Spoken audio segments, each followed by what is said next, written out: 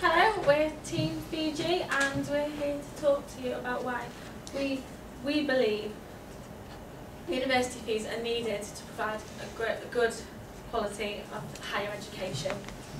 We're going to talk through why people go to university and the benefits it can bring, how fees can still give good access to all, and the problems of offering free education to all. So, first of all, we all understand the importance of university education and what that provides to our society, bringing us the high quality of doctors, engineers and teachers. But people go to university for a vast majority of reasons.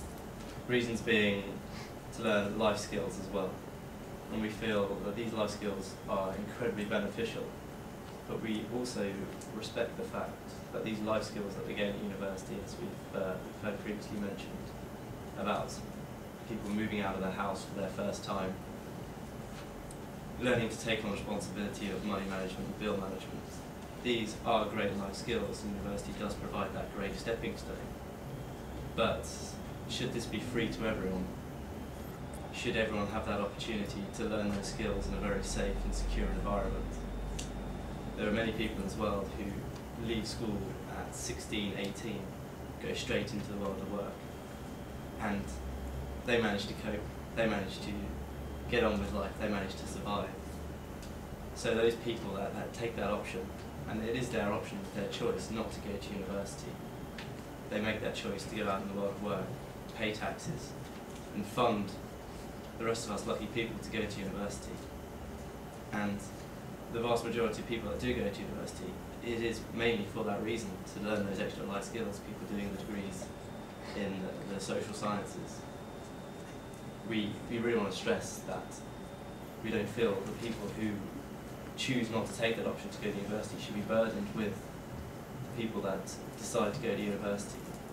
And that's one of the main reasons we feel that paying for university is something that needs to change within the way our education system is set up. Having said this, we still want the opportunity for everyone who has that desire to go to university and believe that at university they will develop a technical skill for society. We still want to give everyone that opportunity, but we don't see paying to go to university as a restriction for some of the poorer students. And we feel that there are definitely ways around funding poorer students, but yet at the same time not laying that burden on people that decide not to go to university.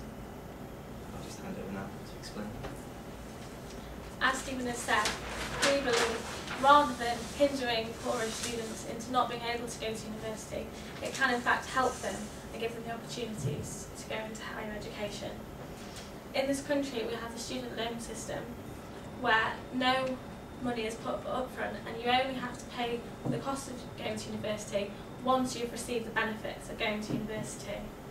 Under the new system you will not have to pay back any of your student loan that you will have borrowed for fees as well as for living costs until after you're earning over £21,000, which is an average graduate starting salary.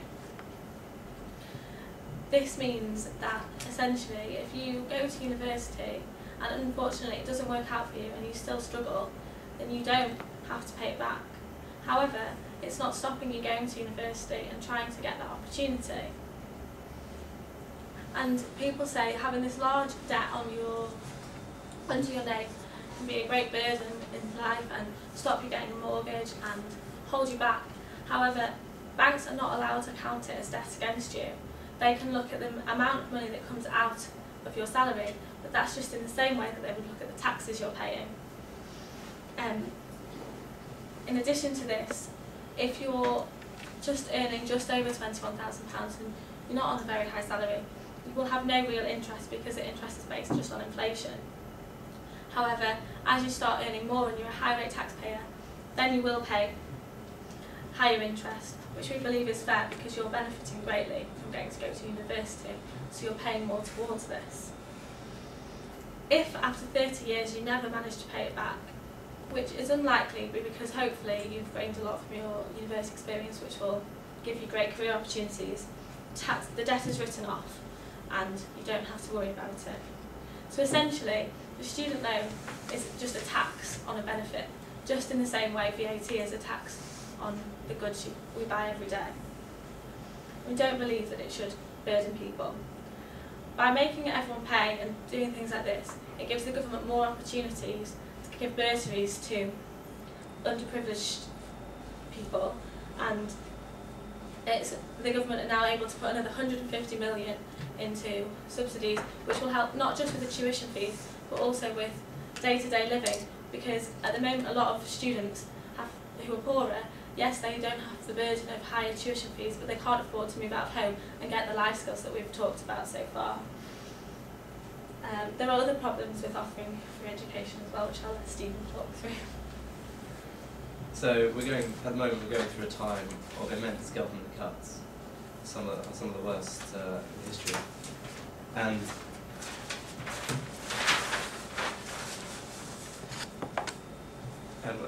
we feel that paying for education is certainly a luxury that we can't afford.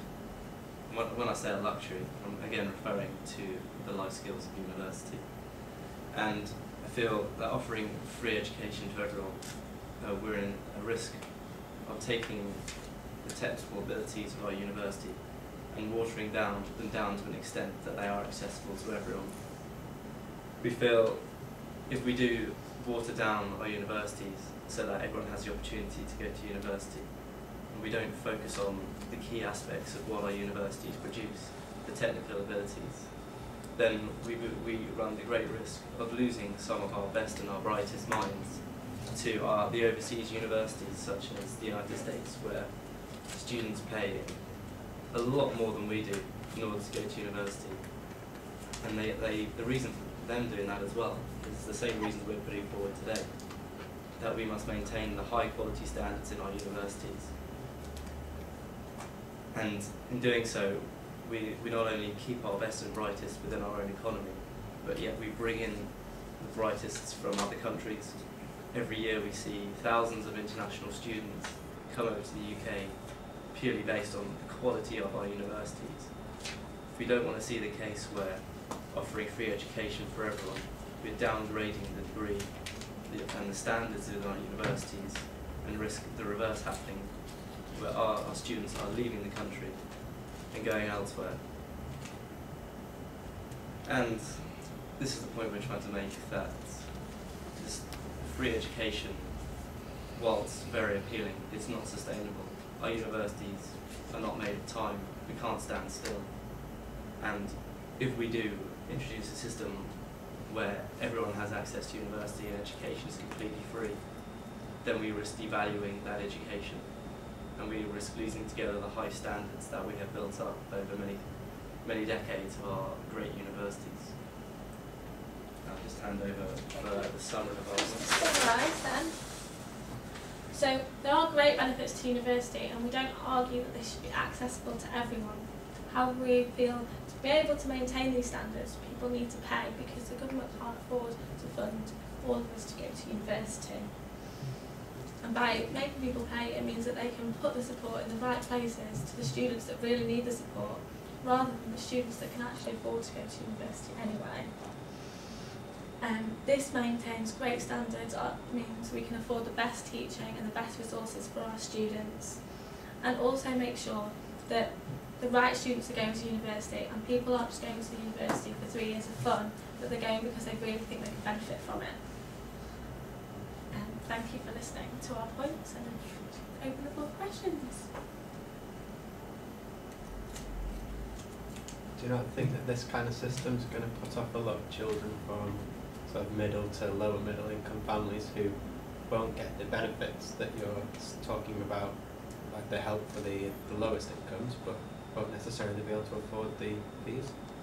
I think with the right education of how the student loan system works, and no one having to put money up front, that it's open to everyone, and if they believe that they're going to benefit from going to university, then they can see that the loan system's the right thing for them. But it just ensures that they actually think about whether it's going to benefit them whether it's worth them entering into that contract. I think the key point there is, again, to stress that we want education to be available for everyone who thinks that there'll be a benefit to going to university. We want people to go to university, and then there'll be some ultimate benefit.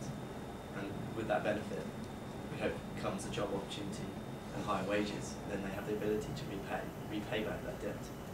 What we don't want is people to think they have the right to go to university and, like say, have fun for 3 years and just get lots of good life experience, which we do believe you can actually get that elsewhere.